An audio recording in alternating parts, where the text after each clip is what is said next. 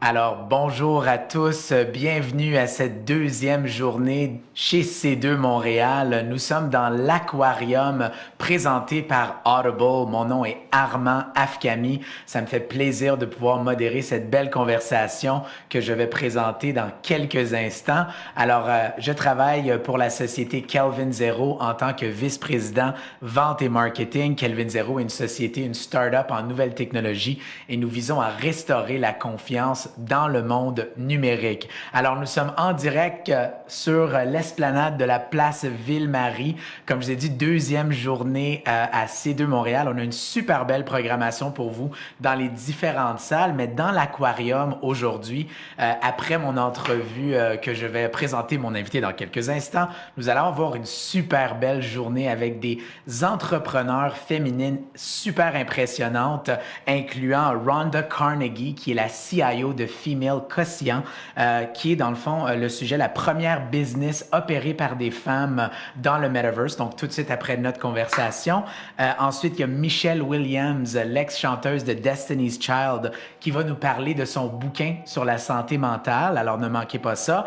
Et plus tard dans la journée, vers la fin de la journée, j'aurai la chance de modérer la conversation avec Avery Akineni, qui est la présidente de Vayner3, et nous allons parler des applications des NFT à l'extérieur de l'art. Alors, j'ai bien hâte de parler avec Avery de ce sujet. Alors, cette séance est en direct sur Twitter et Facebook de C2 Montréal. Et si vous avez manqué la chance de le voir en direct maintenant, ça va être rediffusé sur Facebook toute la journée. Alors, mon invité, je parle avec Bahador Zabiyan. Bonjour, Bahador. Bonjour, Armand. Content d'être ici avec toi. Alors, Bahador est associé chez Enovum, un centre de données ici à Montréal. Et on parle aujourd'hui de Montréal, leader dans le monde des centres de données et l'importance des centres de données dans le monde. Alors, Bahador, comment vas-tu? Ça va très bien, puis je suis très content que tu m'aies invité, t'aies pensé à nous pour venir parler des centres de données parce que c'est un domaine assez austère. Il y a personne qui se réveille le matin en disant « moi, je veux travailler dans un centre de données, c'est ça que je veux faire ». Mais en même temps, moi, en travaillant dans ce domaine-là, je me rends compte que c'est vraiment l'épine dorsale qui soutient Internet. Sans ça, il y aura pas d'Internet, nos applications ne marcheraient pas, la diffusion en direct sur Facebook ne fonctionnerait pas parce que toutes les petites applications, l'Internet, ça prend un serveur quelque part dans le monde qui utilise l'électricité 24 heures sur 24 qui fait fonctionner ça. Mais c'est super intéressant. Puis je te dirais pour quelqu'un qui, disons moi, qui ne comprend pas trop comment ça marche derrière la scène, parle-moi un peu de ça, parle-moi des données. Qu'est-ce qui est storé? C'est storé où? C'est quoi un centre de données? Puis quelles données qui sont storées? Parce que faisons semblant que je connais rien là. Explique-moi tout, Bahador. Écoute, pour commencer, là, nous, on a bâti un centre de données. On a commencé en 2020 à Enovum Centre de données. Puis, j'ai vraiment vu cette infrastructure-là de briques, puis de mortiers, puis de serveurs informatiques poussés au milieu de notre infrastructure se trouve entre Côte-des-Neiges et Outremont. Ça fait 180 000 pieds carrés. À l'époque, dans les années 90, j'essaie de remonter l'histoire de l'endroit. Là, ça servait de manufacture pour faire des bas, puis des vêtements. Là. Ouais. Puis finalement, tout ce domaine-là a été... il n'y en reste plus beaucoup au Québec, mais ces endroits-là sont souvent restés, puis récupérés, par exemple, par des centres de données. Puis comment ça marche? C'est des serveurs informatiques très puissants. Puis les micropuces de ces serveurs-là coûtent très cher, puis ça devient de plus en plus puissant. Donc ça veut dire que ça fait de plus en plus de calculs, on peut émettre de plus en plus de données et ça utilise de moins en moins d'énergie. Ça se modernise toujours un peu plus. Donc on met ces serveurs-là dans un endroit qui est climatisé tout le temps. Faut que ça reste à une température constante. On en prend soin de ces serveurs-là. Faut qu'il n'y ait aucune poussière. Quand on rentre là, c'est aussi propre qu'un hôpital. Faut absolument pas qu'il y ait de poussière. Les entrées sont contrôlées, il y a de la biométrie, il y a des caméras partout. Tu as des centres de données, par exemple, même en Virginie, aux États-Unis, où faut que tu montes ton passeport, puis il y a des gardes armés. C'est ce que le Pentagone ou la CIA utilisent pour mettre leurs données. Puis autour de ça, tu as des climatiseurs, tu as des génératrices, parce que un fait qui est méconnu à propos des centres de données, c'est que nous, par exemple, puis la plupart des centres de données aussi, c'est que si Hydro-Québec ne marche plus, nous, on peut fonctionner, on continue à fonctionner pendant autant de temps qu'il le faut. Là. En espérant que ça ne soit pas trop longtemps, tu as des génératrices qui sont au diesel ou des batteries là, qui vont fonctionner. Puis tu as La sécurité autour aussi, tu as les transformateurs électriques parce que faut le courant qui arrive, il faut le transformer pour que ça ne fasse pas sauter les serveurs. Tu as des énormes ventilateurs sur le toit qui vont utiliser l'air. Ici au Québec, l'avantage, là, c'est que pendant 8 à 10 mois par an environ, on utilise tout simplement l'air frais de l'extérieur pour climatiser, pour refroidir nos serveurs informatiques parce que ça chauffe très très vite, ça produit de la chaleur. C'est fascinant, mais attends, Bador, ce que tu me dis, dans le fond, c'est pas plein de clés USB branchées un peu ici et là. C'est pas ça un centre de données. Un centre de données, c'est vraiment comme des grosses, je sais pas moi, des gros hard drives, Ouais. désolé mon anglicisme, des gros hard drives dans lesquels des centaines de millions de données, là, je sais pas, là, je lance des chiffres comme ça, combien de mégabits ou de gigabits de données là, il pourrait avoir dans un centre de données typique? Nous autres, on calcule en mégawatts d'électricité consommée. Fait que tu as des armoires, ce qu'on appelle des armoires.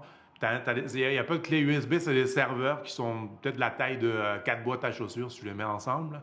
Puis tu mets ça dans des armoires. En dessous, il y a de l'air froid qui sort pour les refroidir.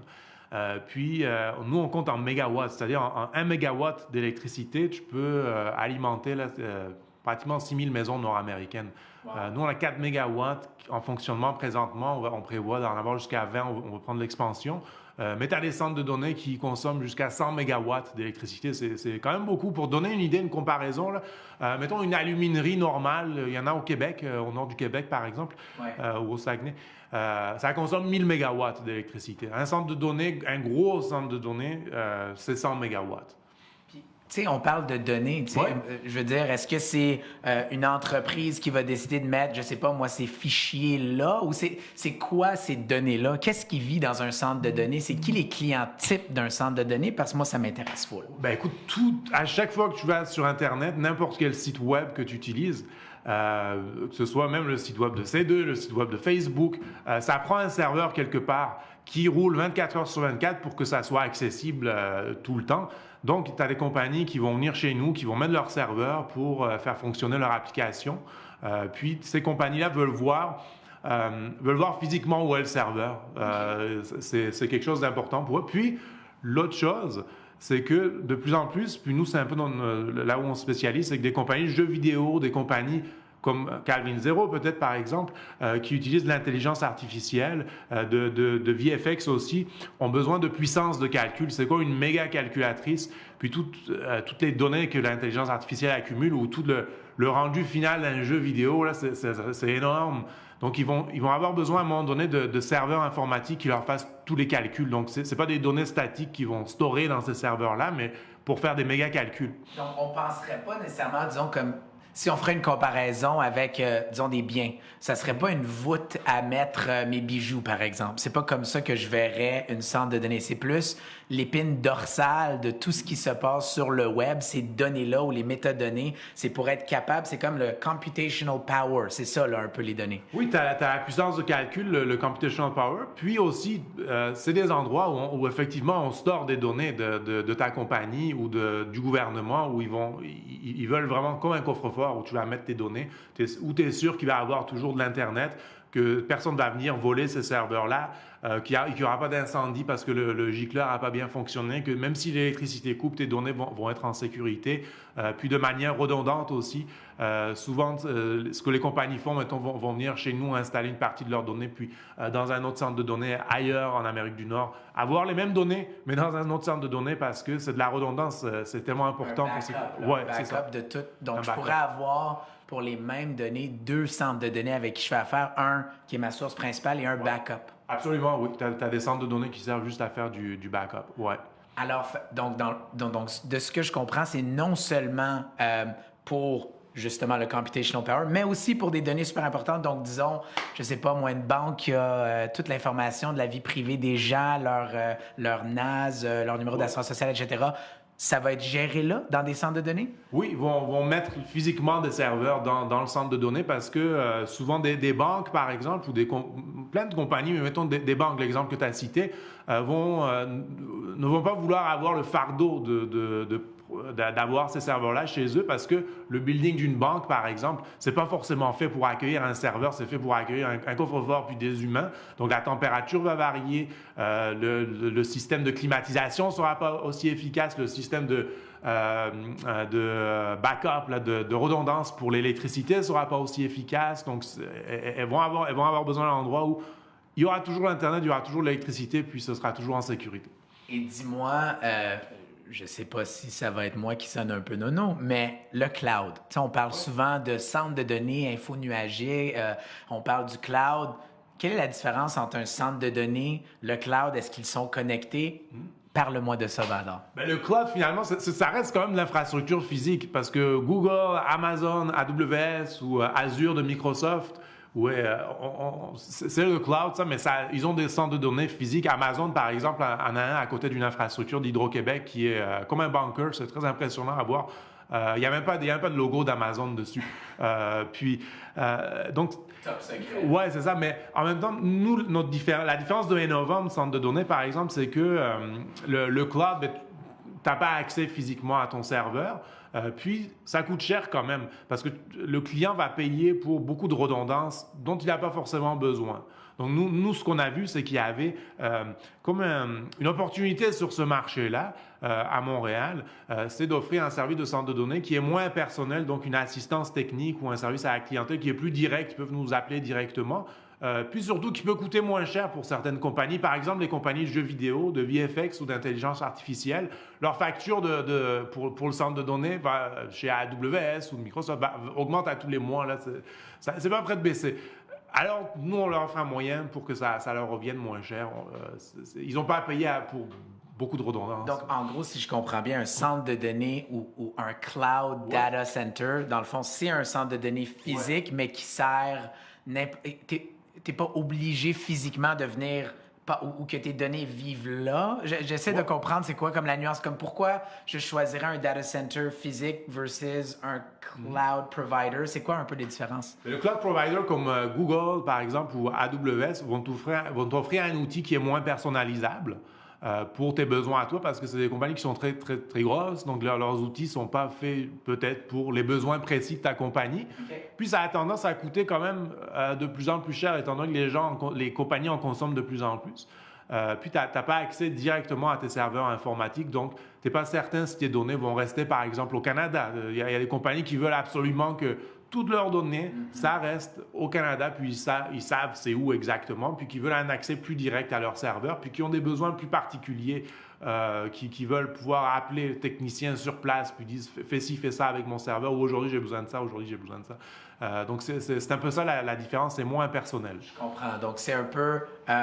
si j'aurais à le vulgariser, le service cloud de gestion de données un peu impersonnel, c'est un peu plus achète ta boîte dans laquelle tu mets tes données, mais tu as un peu moins d'assurance sur où sont tes données, qui les gère et comment que tu peux justement avoir du support un peu plus personnalisé en continu.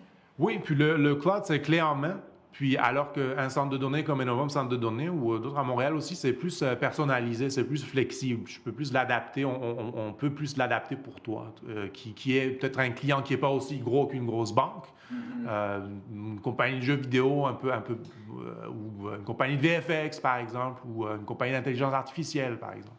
Et dis-moi, justement, on parle de Montréal, leader dans le domaine des centres de données, Innovom étant un des acteurs qui se bat pour avoir une place et qui se positionne. On reparlera d'Innovom, mais parle-moi un peu justement de Montréal. Pourquoi Montréal? Pourquoi est-ce que, je sais pas, justement, tu disais AWS ou Amazon ont un gros centre à côté d'un centre Hydro-Québec? Pourquoi Montréal?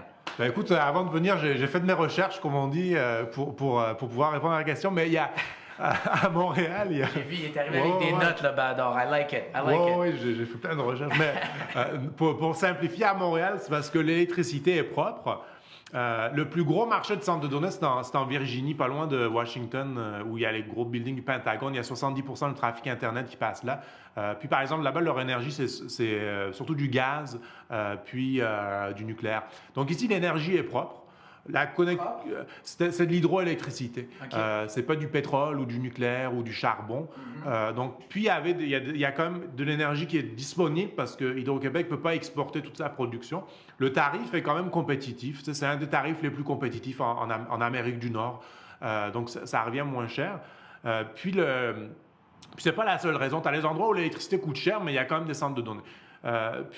J'allais dire la connexion Internet est bonne, mais maintenant, de nos jours, dans une ville moyenne, la connexion Internet est très bonne. Puis, tu as un bassin de clients qui est disponible, par exemple, les compagnies d'intelligence artificielle, de VFX ou de jeux vidéo qui sont ici. Puis la dernière chose, c'est qu'il fait froid, fait qu'on peut tout simplement utiliser l'air de l'extérieur pour refroidir les serveurs 8 à 10 mois par an, donc tu ne payes pas pour la climatisation.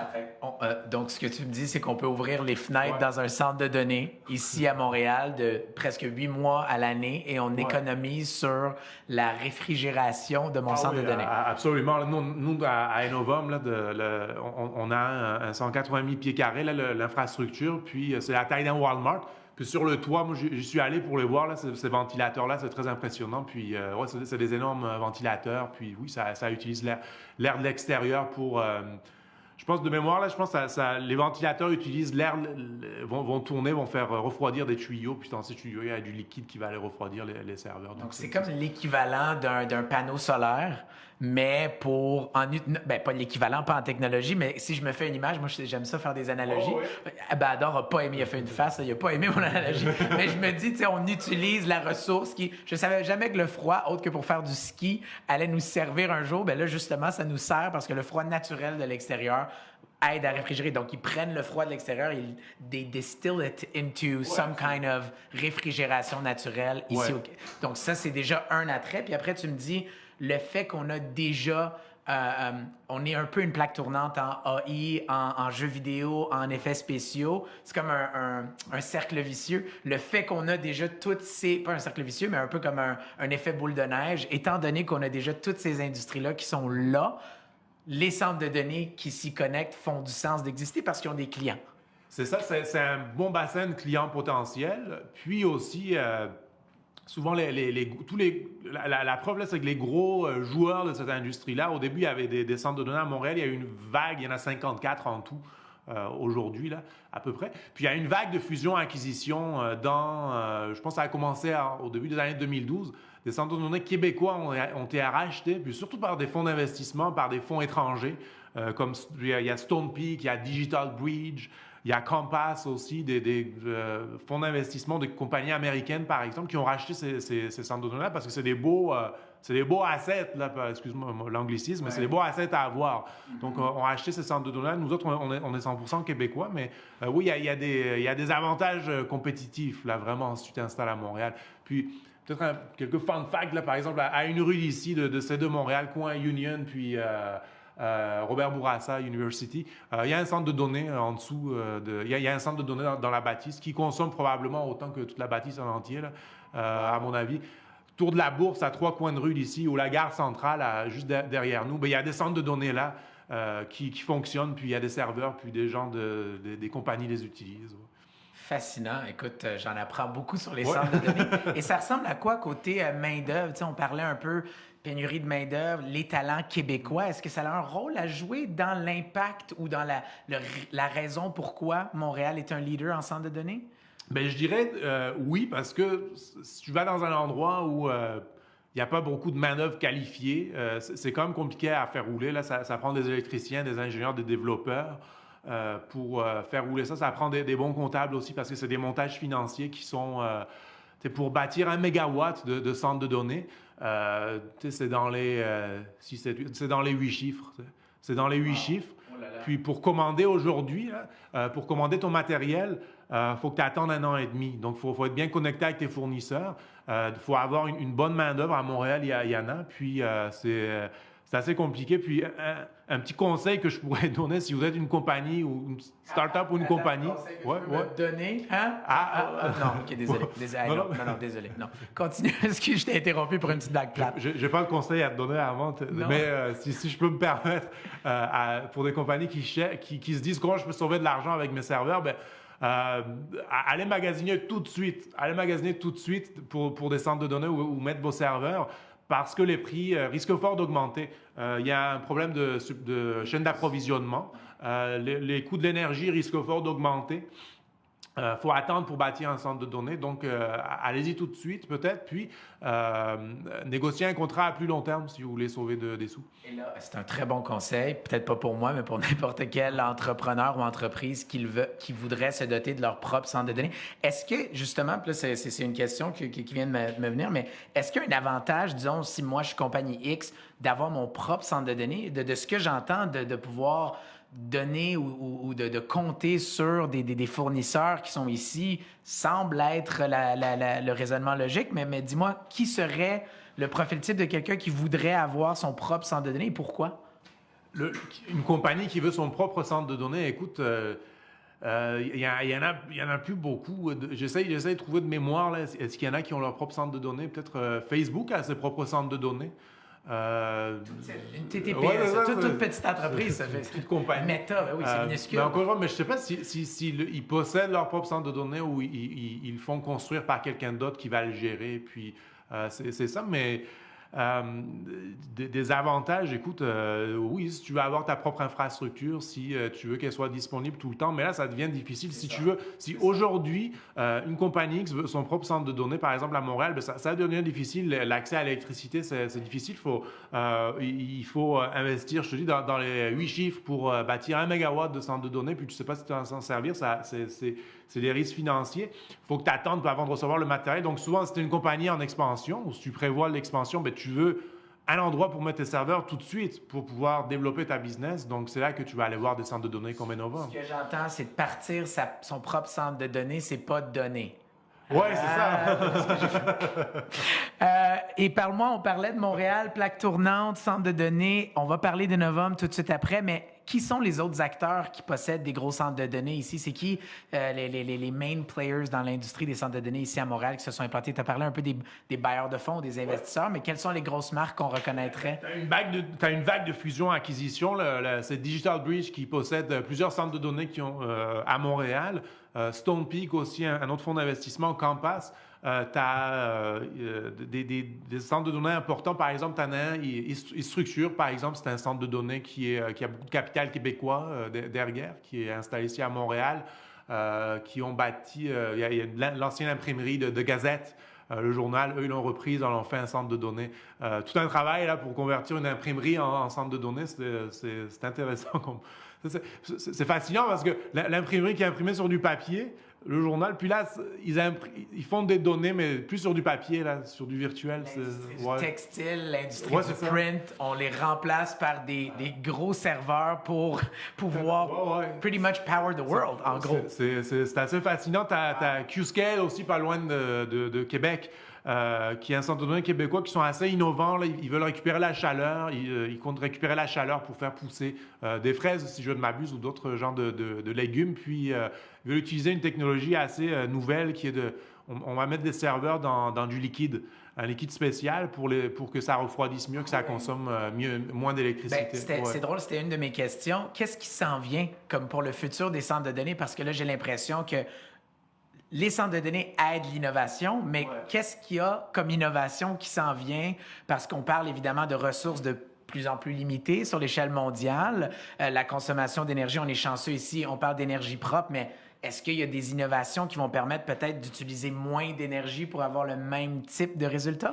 Bien, je pense que nous, par exemple, à Enova, on regarde ce qui s'en vient, puis on pense que ça va être vraiment l'efficacité des serveurs, le coût de l'énergie, puis la source de l'énergie aussi, si c'est de l'électricité propre. C'est vraiment ça qui s'en vient, trouver des endroits où il y a de l'électricité propre, puis trouver les bons serveurs qui sont le plus efficaces possible, puis toujours trouver des moyens de refroidir ou chauffer, ça dépend où tu es.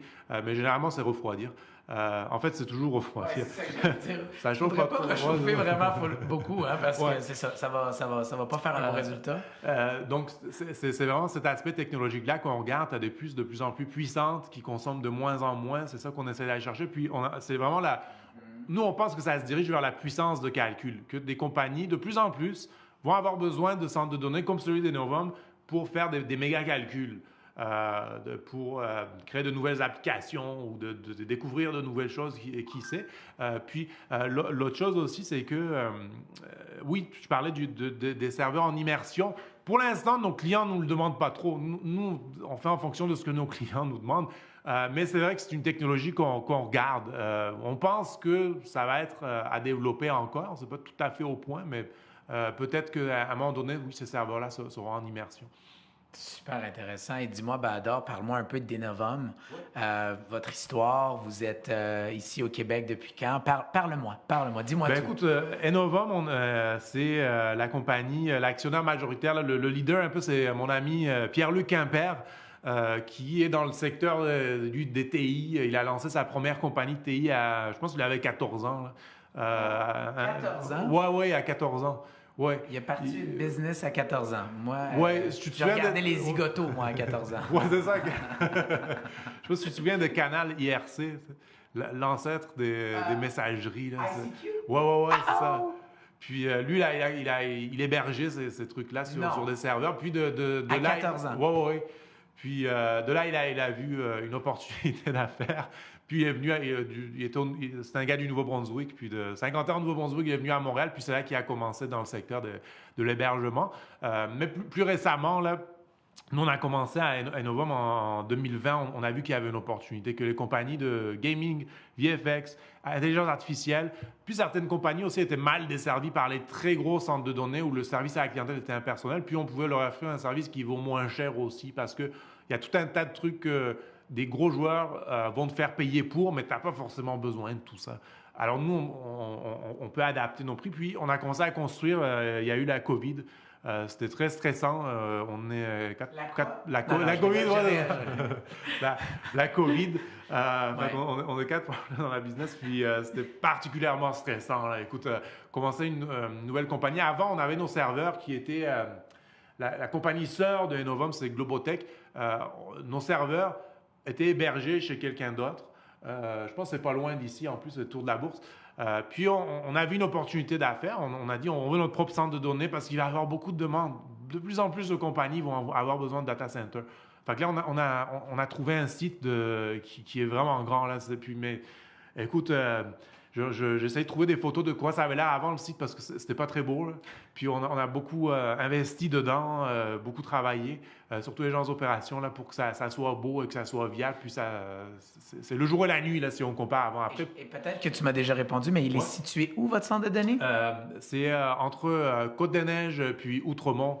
La traque de chemin de fer, puis je pense qu'il y a le Maxi à Côte-des-Neiges, l'usine Kruger, c'est pour ceux qui connaissent plus. OK.